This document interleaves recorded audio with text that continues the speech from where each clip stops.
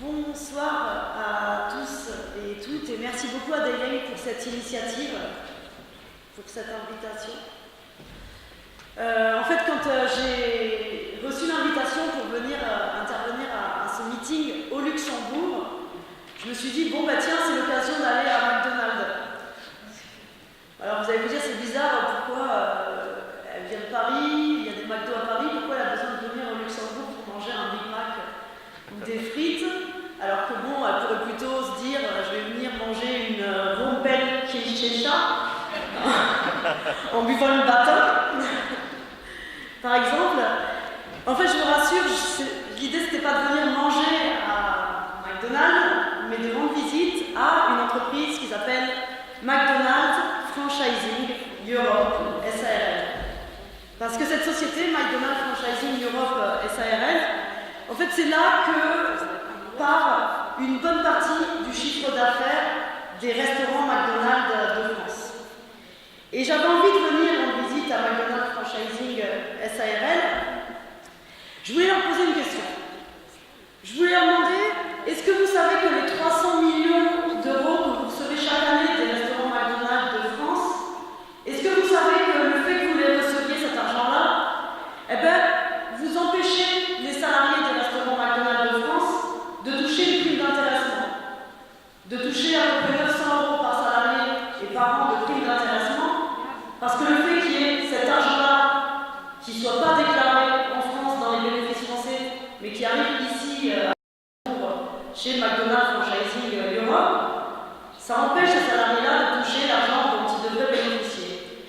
Est-ce que vous savez, McDonald's Franchising Europe, que les 300 millions d'euros que vous recevez chaque année de la part des restaurants McDonald's en France, ben c'est autant d'écoles qui ne sont pas construites en France. C'est autant de services publics qui ne sont pas construits, parce que c'est autant d'argent qui échappe aux recettes publiques, qui échappe aux caisses de l'État.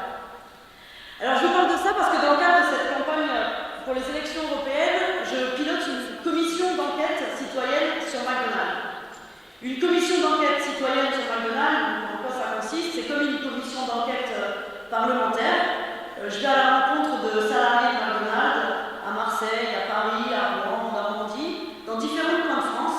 Je vais rencontrer des experts pour essayer de comprendre comment une entreprise comme McDonald's fait de l'évasion fiscale, pratique une politique salariale où les salariés sont précarisés et sont payés une misère, pratique une politique environnementale qui va à l'encontre de la transition écologique en produisant énormément de déchets, 1 kg de déchets par seconde pour McDonald's. Et donc l'objectif de cette commission d'enquête citoyenne sur McDonald's, c'est de finir, de déboucher sur un projet de directive McDonald's, une directive sur les questions d'évasion fiscale, les questions de droits sociaux, les questions environnementales, une directive qui sera construite, qui est construite avec les principaux concernés. Une directive parce que ces questions-là ne se résoudront qu'à l'échelle européenne. Alors juste pour vous dire, en fait, l'Europe, c'est le premier marché McDonald's après les États-Unis, et la France, c'est le premier marché en Europe de McDonald's. Donc la France, c'est le premier marché de McDonald's après les États-Unis. Il y a 1400 restaurants McDonald's, il y a 70 000 salariés à peu près, c'est 4 millions de recettes chaque année de hamburgers qui sont vendus, et pour autant, McDonald's est une des entreprises de la restauration où les salariés sont payés le moins possible, les frais personnels sont extrêmement bas. Vous êtes dans une logique où, plutôt d'avoir l'ensemble des salariés McDonald's qui appartiennent à la même société, on a des franchises, des restaurants indépendants. Ce qui fait que quand des salariés obtiennent des droits dans un endroit, ben c'est pas diffusé à l'ensemble des salariés. On est dans une logique où cette multinationale, elle divise les salariés, elle joue sur leur division, elle joue sur leur morcellement pour faire en sorte de tirer les conditions de travail le plus bas possible. Le fait qu'il y ait cette logique de franchise, ça permet aussi donc, les dispositifs d'évasion fiscale, où les restaurants McDonald's déclarent chacun quasiment 0 € de bénéfices, ce qui leur permet de toucher des subventions de l'État, du gouvernement français, en se déclarant en déficit. Comment ça se fait qu'ils se déclarent en déficit? Vous me direz si c'est un des premiers marchés, un des plus rentables, les restaurants McDonald's en France. Ben, tout simplement parce qu'on a chaque restaurant McDonald's qui paye 5% de royalties pour avoir droit au web et qui paye du loyer chaque mois et des redevances services, qui fait qu'il y a à peu près 25% du chiffre d'affaires des restaurants McDo, donc qui arrivent dans une filiale à l'étranger. Manque de peau, en plus, bon, il se trouve que, j'en renseignais un petit peu, je me suis rendu compte que McDonald's Franchising Europe était plus au Luxembourg. Depuis que ça s'est été rendu public, ce système d'évasion fiscale, ça a déménagé. Donc maintenant c'est au Royaume-Uni, donc voilà, il valait mieux rester sur mon idée de venir manger des rampes chicha et en buvant un verre de matin. La question de la fiscalité en France, elle est sur le devant de la scène depuis plusieurs mois. On a un mouvement social, le mouvement des Gilets jaunes, dont vous avez certainement entendu parler ici au Luxembourg, un mouvement qui a démarré sur les questions d'injustice fiscale, sur le fait qu'on était dans un pays où normalement l'impôt, avec l'impôt, chacun devait contribuer à hauteur de ses revenus à l'effort collectif, devait participer à hauteur de ses revenus, et dans ce pays-là, on augmentait les taxes qui sont un impôt injuste parce que le milliardaire et le smicard payent la même taxe sur le même produit, c'est pas en fonction de ses revenus. Et pendant ce temps-là, on a un président de la République, Emmanuel Macron, qui, une des premières mesures qu'il a décidé de mettre en place quand il est arrivé au pouvoir, c'est de supprimer l'ISF. L'ISF, l'impôt de solidarité sur la fortune, qui touchait une minorité de très riches. Eh bien, Emmanuel Macron considérait que la justice fiscale, ça voulait dire exonérer ces très riches de payer, de contribuer à l'effort, et ça faisait 4 milliards d'euros en moins dans les caisses de l'État. Si je parle de ça, c'est parce que ces questions-là, et nous c'est ce qu'on s'acharne à faire au jour le jour dans le cadre de la campagne pour les élections européennes en France, c'est de montrer que toutes les préoccupations, que ce soit les préoccupations qui concernent la justice fiscale ou la justice sociale, elles sont étroitement liées à la façon dont est organisée l'Union européenne. Comme ça a été dit en introduction, cette Union européenne, elle est basée sur la loi du marché. C'est les multinationales qui gouvernent, c'est les lobbies qui gouvernent, c'est pas l'intérêt général qui gouverne et qui dicte les politiques aux États nationaux, mais c'est les politiques de concurrence, les politiques qui vont à l'encontre de l'intérêt général. C'est pour ça qu'on a des multinationales qui agissent à l'échelle européenne, à l'échelle du marché, qui leur correspond pour mieux s'affranchir des règles nationales, pour mieux s'affranchir des droits sociaux imposés dans les États, pour mieux s'affranchir des règles en matière de fiscalité qui sont imposées dans les États. On a des multinationales qui actuellement vont payer moins de 5% d'impôts quand la boutique sandwicherie de centre-ville en France va payer à peu près 28% d'impôts. Et les solutions, elles sont aussi à l'échelle européenne. On pourra affronter les multinationales en agissant sur le terrain sur lequel elles agissent. Et ces propositions-là, on les portera ensemble. On doit les porter ensemble dans le cadre du Parlement européen, avec Daylight, avec le reste, avec les autres de nos partenaires de la gauche unitaire européenne. Notamment, ces propositions, c'est quoi? C'est tout simplement mettre en place une harmonisation fiscale à l'échelle européenne. Faire en sorte que les impôts sur les sociétés soient les mêmes partout. Ça éviterait que l'argent fuite comme ça et échappe à l'info dans les cadres nationaux. Mais il y a une autre chose qui fait que c'est très utile, qu'on a besoin de construire à l'échelle européenne le combat sur les multinationales, c'est que des salariés de McDonald's, il y en a en France, il y en a en Espagne, il y en a aussi au Luxembourg. Et je pense qu'avec nos partenaires, avec Daylight, on a la capacité de tisser les colères de l'ensemble des salariés des multinationales et de l'ensemble des travailleurs de McDonald's à l'échelle européenne.